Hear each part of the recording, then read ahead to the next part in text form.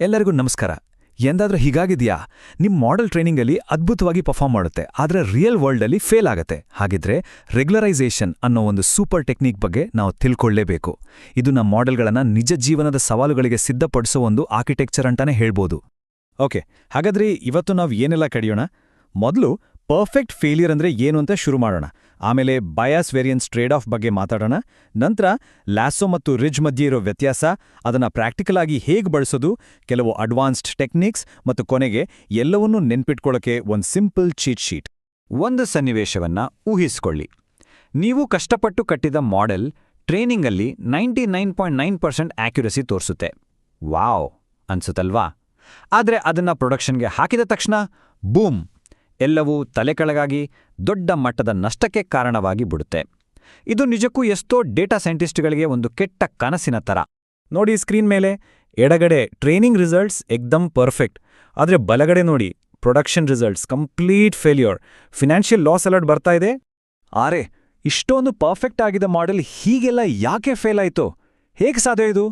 ಉತ್ತರ ತುಂಬಾನೇ ಸಿಂಪಲ್. ನಮ್ಮ ಮಾಡೆಲ್ ಕಲ್ತಿಲ್ಲ, ಬದಲಾಗಿ ಬರೀ ಕಂಠಪಾಠ ಅಂದ್ರೆ ಬೈ ಹಾರ್ಟ್ ಮಾಡಿದೆ. ಈ ಸಮಸ್ಯೆಗೆ ಒಂದು ಹೆಸರಿದೆ, ಓವರ್ ಫಿಟ್ಟಿಂಗ್. ಅಂದ್ರೆ ನಮ್ಮ ಮಾಡೆಲ್ ಪಠ್ಯಪುಸ್ತಕದಲ್ಲಿರೋದನ್ನ ಅಕ್ಷರಶಃ ಕಂಠಪಾಠ ಮಾಡಿದೆ, ಆದರೆ ನಿಜವಾದ ಪರೀಕ್ಷೆಯಲ್ಲಿ ಸ್ವಲ್ಪ ಪ್ರಶ್ನೆ ತಿರುಗಿಸಿ ಕೇಳಿದ್ರೆ ಫೇಲ್ ಆಗುತ್ತೆ. ಯಾಕಂದ್ರೆ ಅದು ಡೇಟಾದಲ್ಲಿರೋ ನಿಜವಾದ ಪ್ಯಾಟರ್ನ್ ಬದಲು ಅದರಲ್ಲಿರೋ ನಾಯ್ಸ್ ಮತ್ತು ಏನೇನೋ ಸಣ್ಣಪುಟ್ಟ ಫ್ಲಕ್ಚುಯೇಷನ್ಗಳನ್ನೇ ಸತ್ಯ ಅನ್ಕೊಂಡು ಕಲ್ತುಬಿಟ್ಟೆ. ಸರಿ, ಈ ಓವರ್ ಫಿಟ್ಟಿಂಗ್ ಅನ್ನೋ ಸಮಸ್ಯೆಯನ್ನ ಸರಿಯಾಗಿ ಅರ್ಥ ಮಾಡ್ಕೊಳ್ಳೋಕೆ ನಾವು ಮಷೀನ್ ಲರ್ನಿಂಗ್ನ ಒಂದು ಫಂಡಮೆಂಟಲ್ ಕಾನ್ಸೆಪ್ಟ್ ಬಗ್ಗೆ ತಿಳ್ಕೋಬೇಕು. ಅದೇ ಬಯಾಸ್ ವೇರಿಯನ್ಸ್ ಟ್ರೇಡ್ ಆಫ್. ಒಂದು ಮಾಡೆಲ್ನ ಎರರ್ ಅಂದ್ರೆ ತಪ್ಪು ಎರಡು ಕಾರಣಗಳಿಂದ ಬರುತ್ತೆ. ಒಂದು ಹೈ ಬಯಾಸ್ ಅಂದ್ರೆ ಅಂಡರ್ ಫಿಟ್ಟಿಂಗ್. ಮಾಡೆಲ್ ತುಂಬಾನೇ ಸಿಂಪಲ್ ಆಗಿದ್ದು ಮುಖ್ಯವಾದ ಟ್ರೆಂಡ್ಗಳನ್ನೇ ಮಿಸ್ ಮಾಡ್ಕೊಳ್ಳುತ್ತೆ. ಇನ್ನೊಂದು ಹೈ ವೇರಿಯನ್ಸ್ ಅಂದ್ರೆ ಓವರ್ ಫಿಟ್ಟಿಂಗ್. ಮಾಡೆಲ್ ತುಂಬಾನೇ ಕಾಂಪ್ಲೆಕ್ಸ್ ಆಗಿದ್ದು ಡೇಟಾದಲ್ಲಿರೋ ನಾಯ್ಸ್ಗೂ ಫಿಟ್ ಆಗ್ಬಿಡುತ್ತೆ. ಇವೆರಡೂ ಒಂದೇ ಸಾಲಿ ಕಡಿಮೆ ಮಾಡೋಕ್ಕಾಗಲ್ಲ. ಇದೊಂದು ತಕ್ಕಡಿ ಥರ, ಒಂದನ್ನ ಕಡಿಮೆ ಮಾಡಿದ್ರೆ ಇನ್ನೊಂದು ಜಾಸ್ತಿ ಆಗುತ್ತೆ. ನಮ್ಮ ಗೋಲ್ ಏನು? ಇವೆರಡರ ನಡುವೆ ಒಂದು ಸ್ವೀಟ್ ಸ್ಪಾಟ್, ಒಂದು ಆಪ್ಟಿಮಲ್ ಬ್ಯಾಲೆನ್ಸ್ ಕಂಡುಹಿಡಿಯೋದು. ಹಾಗಾದ್ರೆ ಈ ಬ್ಯಾಲೆನ್ಸ್ ಸಾಧಿಸೋದು ಹೇಗೆ? ಇಲ್ಲಿದೆ ನೋಡಿ ಉಪಾಯ. ನಾವು ಮಾಡೆಲ್ನ ಕಾಂಪ್ಲೆಕ್ಸಿಟಿಗೆ ಒಂದು ಪೆನಾಲ್ಟಿ ಹಾಕ್ತೀವಿ, ಅಂದ್ರೆ ದಂಡ ವಿಧಿಸ್ತೀವಿ. ಇಲ್ಲಿರೋ ಈಕ್ವೇಷನ್ ನೋಡಿ, loss equals error plus penalty. ಅಂದ್ರೆ ಟೋಟಲ್ ಲಾಸ್ ಅನ್ನೋದು ಮಾಡೆಲ್ ಮಾಡೋ ತಪ್ಪು ಮತ್ತು ಅದರ ಕಾಂಪ್ಲೆಕ್ಸಿಟಿಗೆ ಹಾಕೋ ದಂಡದ ಒಟ್ಟು ಮೊತ್ತ. ಈ ಪೆನಾಲ್ಟಿಯನ್ನ ಕಂಟ್ರೋಲ್ ಮಾಡೋದು ಲ್ಯಾಂಬ್ಡಾ. ಇದನ್ನ ಕಾಂಪ್ಲೆಕ್ಸಿಟಿ ಮೇಲಿನ ಟ್ಯಾಕ್ಸ್ ಅಂತ ಅನ್ಕೊಳ್ಳಿ. ಒಂದು ವೇಳೆ ಮಾಡೆಲ್ ಯಾವುದಾದ್ರೂ ಕಾಂಪ್ಲೆಕ್ಸ್ ಫೀಚರ್ ಬಳಸಬೇಕು ಅನ್ಕೊಂಡ್ರೆ ಅದು ಈ ಟ್ಯಾಕ್ಸ್ ಕಟ್ಟಲೇಬೇಕು. ಆ ಫೀಚರ್ ನಿಜವಾಗ್ಲೂ ಅಷ್ಟು ಯೂಸ್ಫುಲ್ ಆಗಿದ್ರೆ ಮಾತ್ರ ಮಾಡೆಲ್ ಆ ಟ್ಯಾಕ್ಸ್ ಕಟ್ಟುತ್ತೆ. ಇಲ್ಲಾಂದ್ರೆ ಸುಮ್ಮನೆ ಯಾಕೆ ಟ್ಯಾಕ್ಸ್ ಕಟ್ಟೋದು ಅಂತ ಆ ಫೀಚರ್ನೇ ಇಗ್ನೋರ್ ಮಾಡ್ಬಿಡುತ್ತೆ. ಸಿಂಪಲ್ ಅಲ್ವಾ? ಸರಿ, ರೆಗ್ಯುಲರೈಸೇಷನ್ ಯಾಕೆ ಬೇಕು ಅಂತ ಈಗ ನಮಗೆ ಅರ್ಥ ಆಯಿತು. ಈಗ ಅದನ್ನ ಹೇಗೆ ಮಾಡೋದು ಅಂತ ನೋಡೋಣ. ಇಲ್ಲಿ ಎರಡು ಫೇಮಸ್ ಪೆನಾಲ್ಟಿ ಟೆಕ್ನಿಕ್ಗಳಿವೆ.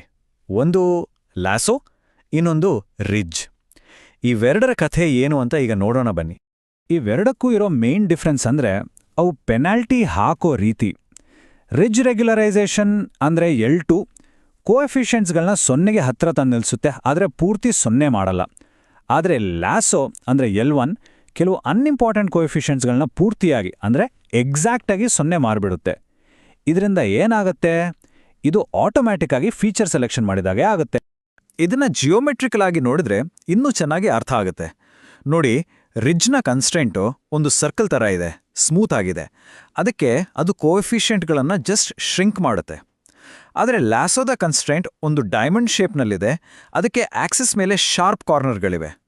ಆ ಎರರ್ ಫಂಕ್ಷನ್ ಬಂದು ಆ ಕಾರ್ನರ್ಗೆ ತಾಗಿದಾಗ ಕೋಫಿಷಿಯೆಂಟ್ ಎಕ್ಸಾಕ್ಟಾಗಿ 0 ಆಗ್ಬಿಡುತ್ತೆ. ಇದೇ ಅದರ ಸೀಕ್ರೆಟ್. ಓಕೆ, ಥಿಯರಿ ಎಲ್ಲ ಚೆನ್ನಾಗಿತ್ತು, ಆದರೆ ಇದನ್ನೆಲ್ಲ ಕೋಡಲ್ಲಿ ಹೇಗೆ ಇಂಪ್ಲಿಮೆಂಟ್ ಮಾಡೋದು? ಬನ್ನಿ ನೋಡೋಣ. ರೆಗ್ಯುಲರೈಸೇಷನ್ ಇಂಪ್ಲಿಮೆಂಟ್ ಮಾಡೋಕೆ 3 ಮುಖ್ಯವಾದ ಸ್ಟೆಪ್ಸ್ ಇವೆ. 1 ಫೀಚರ್ಗಳನ್ನ ಸ್ಕೇಲ್ ಮಾಡೋದು, 2 ಒಂದು ಪೈಪ್ಲೈನ್ ಬಿಲ್ಡ್ ಮಾಡೋದು, 3 ಹೈಪರ್ ಪ್ಯಾರಾಮೀಟರ್ಗಳನ್ನ ಟ್ಯೂನ್ ಮಾಡೋದು. ಇದರಲ್ಲಿ ಮೊದಲನೇ ಸ್ಟೆಪ್ ಅಂದ್ರೆ ಸ್ಕೇಲಿಂಗ್ ಇದೆಯಲ್ಲ, ಅದು ತುಂಬಾನೇ ಇಂಪಾರ್ಟೆಂಟ್.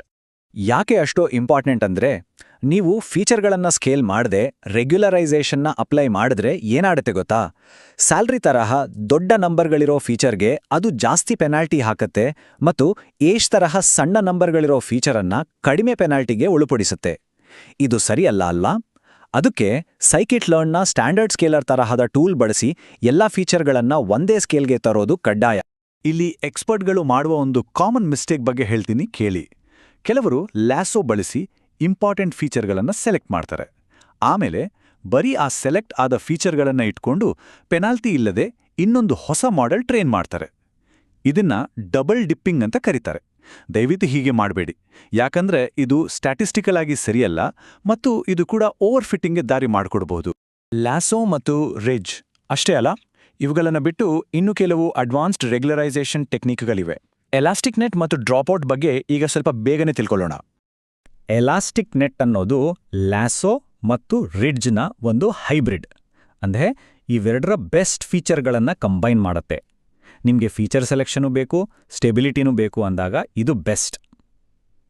ಇನ್ನೊಂದು ಡ್ರಾಪ್ಔಟ್. ಇದು ನ್ಯೂರಲ್ ನೆಟ್ವರ್ಕ್ಗಳಲ್ಲಿ ಬಳಸೋ ಒಂದು ಪವರ್ಫುಲ್ ಟೆಕ್ನಿಕ್. ಟ್ರೈನಿಂಗ್ ಟೈಮ್ನಲ್ಲಿ ಅದು ರ್ಯಾಂಡಮ್ ಆಗಿ ಕೆಲವು ನ್ಯೂರಾನ್ಗಳನ್ನು ಆಫ್ ಮಾಡುತ್ತೆ. ಇದರಿಂದ ನೆಟ್ವರ್ಕ್ ಯಾವುದೇ ಒಂದು ನ್ಯೂರಾನ್ ಮೇಲೆ ಜಾಸ್ತಿ ಡಿಪೆಂಡ್ ಆಗೋದಿಲ್ಲ, ಚೆನ್ನಾಗಿ ಜನರಲೈಸ್ ಆಗುತ್ತೆ.